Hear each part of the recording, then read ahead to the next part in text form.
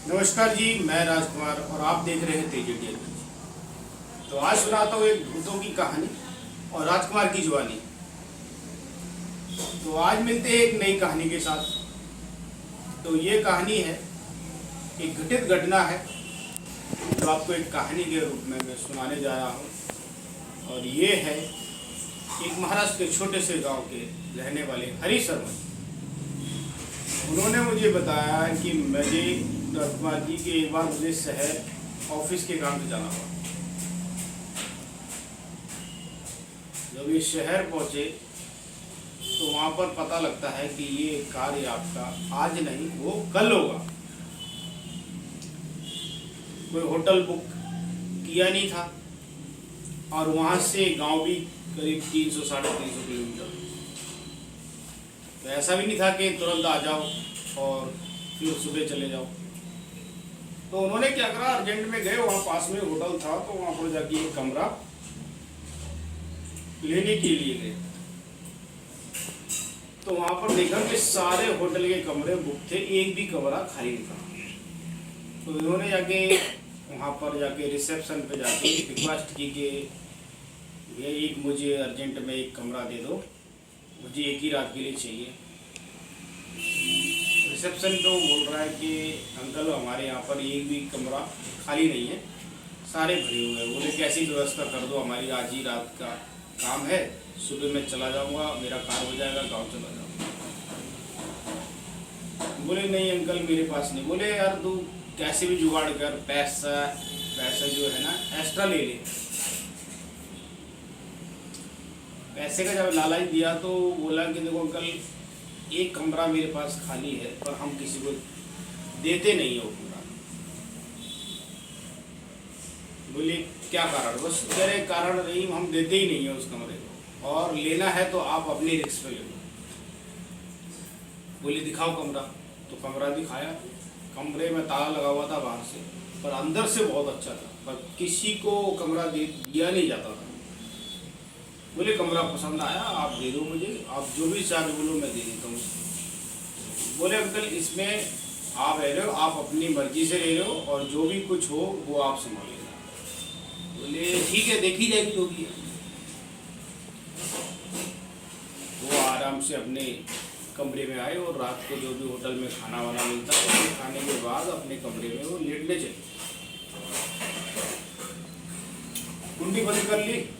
ऐसी टाइम हो रहा था 12 साढ़े 12 का टाइम हुआ। तो उसमें एक लड़की आती और लड़की बोलती है खड़े हो यहाँ से, मेरे कमरे में कैसे आए? ये तुम्हारा कमरा? बोले ये कमरा तो किसी का ही नहीं है, किसी को दिया ही नहीं जाता, तुम्हारा कमरा कहाँ से आएगा?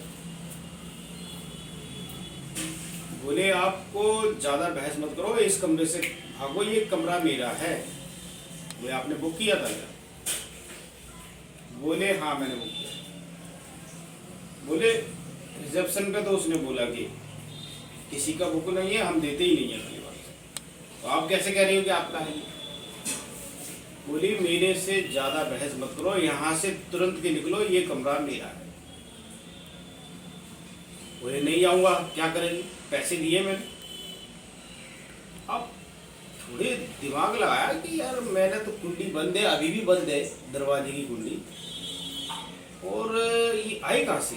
बोले आप अंदर कैसे आए? कुंडी बंद है सब कुछ। बोले अब समझ जाओ मैं कौन हूँ और मैं अंदर कैसे आई हूँ, इसलिए यहाँ से तुरंत बाहर चले जाओ, ये आपके साथ बहुत कुछ गलत हो जाएगा, इसलिए यहाँ से बाहर चले जाओ। बोले मैं नहीं जाऊँगा, तो जो भी है मैं यहाँ से नहीं जाऊँ। तो आप थोड़ी देर में देखा कि वो उसके जमीन पे पैर नहीं थे, जैसे उनका बेड था उसके बाद थोड़ा देखा कि हवा में उसके पैर थे, हवा में, और धरती में पैर नहीं, आधी धरती से इतना ऊपर, और वहीं से वो बात कर रही थी। बोले अब देख लिया तूने कि मैं जमीन में भी पैर नहीं है मेरे, मैं हवा में खड़ी हूँ, तो अब तो समझ गया होगा। बोले मैं समझ गया तू जो भी है, पर मैं यहाँ से नहीं जाऊँगा, मुझे ये रात काटनी है तो काटनी है। बोले नहीं जाएगा। उसने जहाँ अपना भयानक रूप बनाया, उसने बड़े बड़े नख, और जब वो इनके तरफ हमला करने वाली, और इन्होंने अंकल ने, हरीश शर्मा जी ने क्या करा, दुर्गा चालीसा का पाठ इन्होंने रजाई के अंदर मुँह दे लिया और वहीं से दुर्गा चालीसा पढ़ना स्टार्ट कर दिया। जब दुर्गा चालीसा शुरू करी तो उसको इतना पीड़ा हुई, इतना पीड़ा, जोर जोर से रोने लगी। तो वो जोर जोर से रोने लगी, बहुत बिलक बिलक के रोने लगी, और हरीश शर्मा जी अपनी दुर्गा चालीसा बंद नहीं कर। उसके बाद उन्होंने मुंह बाहर निकाला रजाई से, देखा कि वो एक कोने में बैठी और रो रही, तड़प रही, कह रही इसको बंद करो। मैं बंद कर दी। बोली बता, मैं तो तुझे कुछ नहीं कर रहा हूँ, मैं तो दुर्गा चालीसा कर रहा हूँ। बोले इसी से तो मेरे को जलन हो रही है।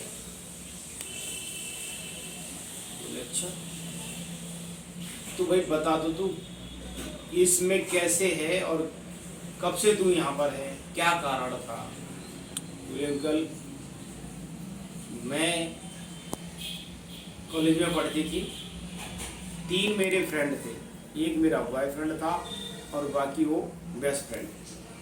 वो मुझे इस कमरे में लेके आए थे होटल में घूमने के बहाने, और यहाँ पर मेरे साथ तीनों ने दुष्कर्म किया। उसके बाद मुझे मार दिया और तीनों के तीनों यहाँ से भाग गए। जब से मेरे अंदर द्वेष की अग्नि जलती रहती, बस ये दिखता है कि जो भी आए, इसमें जितने भी आए किसी को मैंने बचने नहीं दिया। आप तो जो थे ना, कि जो आप जो पाठ कर रहे थे, इसके वजह से बच गए आप। बोले अच्छा, और वो इतनी बात करके चली गई। वो सो गए। उसके बाद सुबह जब उठे, अपना ऑफिस का कारोबार करते हुए, और जब वो घर जाने लगे तो जैसे बस में बैठे तो इस साइड बैठे तो उस साइड की खिड़की, दूसरी वाली सीट पे वही लड़की बैठी थी। उन्होंने देखा तो उसने वहीं से बोला कि आप जाते रहे अंकल, पर मेरे लिए आप जिनका पाठ कर रहे थे उनसे प्रार्थना करें कि मेरे को इससे उद्धार करें, इस योनि से। मैं प्रेत योनि में हूँ। और उन्होंने ये भी बताया कि जिन जिन लड़कों ने मेरे साथ दुष्कर्म और मुझे मारा था, उन तीनों को मैंने ख़त्म कर दिया। एक को पहाड़ी से धक्का मारा था, वो मर गया था। एक को मैंने यहाँ पर जंगे पे बैठ के उसकी नस अंदर से ब्लॉक करके उसको पैरालाइज कर दिया। और तीसरे को भी मैंने एक्सीडेंट के द्वारा मरवा दिया। तो ये थी एक छोटी सी कहानी। अब मिलते हैं आगे दूसरी नई कहानी के साथ। जब तक के लिए नमस्कार।